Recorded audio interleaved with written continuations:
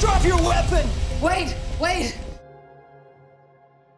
In Bucharest, U.S. Marine Gunnery Sergeant Alexander Ollie Gorski is on protection duty for a convoy carrying the American ambassador, his wife, and daughter. Ollie is stuck in the car with the daughter, probably wishing she called in sick that day. The convoy heads out, all smooth sailing until they roll into the countryside. Ollie spots some shady figures in the trees, but when she alerts the team, they probably think she's just seeing things, until a rocket slams into the lead car. Now everyone's on high alert, but it's a little late for that. Another rocket hits a different vehicle, and suddenly heavily armed men pop out of the woods, kind of like a really bad surprise party. The convoy is under attack, and even though Ollie tries to fight back, the agents are getting picked off one by one. The ambassador is hit, and Ollie tries to save his wife and daughter, but a rocket takes out their car. Ollie is the only one left standing, which is not the kind of survival story she signed up for. Haunted by PTSD, and probably thinking she should have gone into a safer career like knitting, Ollie leaves the Marines and moves to New York. She stops by to see her Uncle Pat at his bar, and they chat about how she missed her sister's funeral because, you know, the Marines weren't big on giving her time off for family events. Pat suggests she look for her niece and nephew, as they'd probably love to have their cool Marine aunt around. He also mentions a job at the Carrington Hotel, which is under renovation. Trying to be helpful, Pat says she should talk to someone about everything she's been through. Ollie, being her usual tough self, insists she's just fine. Spoiler alert, she's definitely not fine. The next day, Ollie heads to the Carrington, where Pat is also working. He introduces her to Boris, a doorman who'll be training her. Boris seems like the kind of guy who'd rather be anywhere else, but hey, a job's a job. Since the hotel's mostly empty during renovations, Ollie's main gig is basically babysitting the building. Her first day? Not great. She messes up a bit, but eventually helps an elderly couple, the Hersheys, to their room. The wife recognizes Ollie's last name and talks about how Ollie's sister wouldn't stop bragging about her. Ollie then finds out her brother-in-law, John, and her niece and nephew are living in the same hotel. Gee, thanks for the heads up, Pat. Furious, Ollie confronts him, but then rushes to see her family. When her nephew Max opens the door, he looks at her like, "Who the heck are you?" John, on the other hand, is shocked. He invites her in, but Ollie's like, "Nah, I'm good." Turns out Ollie and John had an affair while he was still married to her sister, awkward, and the guilt drove her to join the Marines. After their tense reunion, the family cat, Jasper, Bolts, and Ollie, being the heroic aunt, offers to help Lily, her niece, search for him. They drag Max into the search, and he's all grumpy about it until Lily threatens to tell on him for smoking. Siblings, am I right? During their search, Max shows them a hidden passage in the walls, which makes you wonder what else this hotel is hiding. Ollie finally spills the beans to the kids, revealing she's their aunt, and Lily's over the moon about it. They eventually find Jasper in the basement, and Ollie McGivers a rescue to get him out. After that adventure, the family invites Ollie to Easter dinner, though she's not too thrilled about seeing John again. But Lily's puppy eyes work wonders, and Ollie agrees to come. While Ollie's getting ready for dinner, Boris is up to some weird stuff at the hotel. His shift's over, but he's hanging around to fix a microwave. Yeah, right. Next thing you know, he's smashing a beer glass over Pat's head. Not exactly how you repair electronics. Boris. He finishes the job with a hammer, leaving Pat dead on the floor. Meanwhile, a group of heavily armed men, led by a guy named Victor, sneak into the hotel. They jam the phones, kill the alarms, and get ready for something big. Looks like this dinner party is about to get a whole lot more interesting. While Ollie is helping with dinner, Lily shows her a drawing she made from an old picture of Ollie and John, awkwardly reminding Ollie of their messy past. But before Ollie can cringe too hard, Boris and Victor knock on the Hershey's door. Victor claims to be an old pal of Mr. Hirsch from back in the day, but things quickly take a dark turn. Victor demands to know where some valuable paintings are hidden, but Mr. Hirsch doesn't seem to remember. Boris stabs him in the leg, and suddenly, Hirsch's memory kicks back in. He says the paintings are hidden in the walls, but he's not sure where. Victor's men start tearing the place apart, but when they don't find anything, Boris loses it and kills both Mr. and Mrs. Hirsch. Way to escalate, Boris. Ollie arrives at the Hershey's room, only to find them both dead. She tries to call Boris for help, but surprise, he's in on it. He tells her to come to the lobby, pretending he can't hear her. Meanwhile, Victor's men break into John's apartment, holding John and Lily at gunpoint. Max, who's been hiding like a ninja, sees what's happening and sneaks off through the secret passages. Victor figures out that Max is missing and sends a guy to find him. Ollie, who's been trapped in an elevator, finally manages to escape, only to run into Max. He's pretty freaked out after watching her kill one of the bad guys, but Ollie convinces him to help her navigate the hotel's hidden tunnels. Together, they have to dodge mercenaries and stay alive long enough to save the day. Honestly, It's just another day in Ali's crazy life. Max and Ali are hiding, trying to stay unnoticed, but Max accidentally makes some noise, giving away their position. The bad guys chase them, but they manage to escape into another room and find a secret hideaway. Meanwhile, Victor is frustrated with Boris for not handling things better and gets curious about who Ali really is. John lies, saying they just met, but Boris remembers her name. Victor pulls up info on Ali, revealing she's a highly skilled gunnery sergeant. While hiding, Ali and Max talk about her past, her connection to Max's mom, and John. Max, feeling angry that John didn't do enough after his mom died, yells loud enough for the bad guys to hear. They rush to the room, but Max quickly finds an escape route, and they manage to slip away just in time despite gunfire from the men. Elsewhere, Victor's men are searching for hidden paintings, but are unsuccessful. Victor becomes suspicious of a large bookshelf in John's collection and finds a secret compartment with a safe behind it. While Victor's men try to break into the safe, John discreetly hands his daughter, Lily, a laptop. She logs in, pretending to pour wine for Victor and Boris. Ali and Max stumble upon Pat's body, which disturbs them, but they quickly move on to change and regroup. Lily tries to post a help message on Facebook, but is caught by Boris and forced to delete it. At the same time, Ali and Max trigger a fire alarm, bringing firefighters and a police officer to the hotel. However, Boris tricks the fire chief into believing it's a false alarm, so the fire crew leaves without investigating.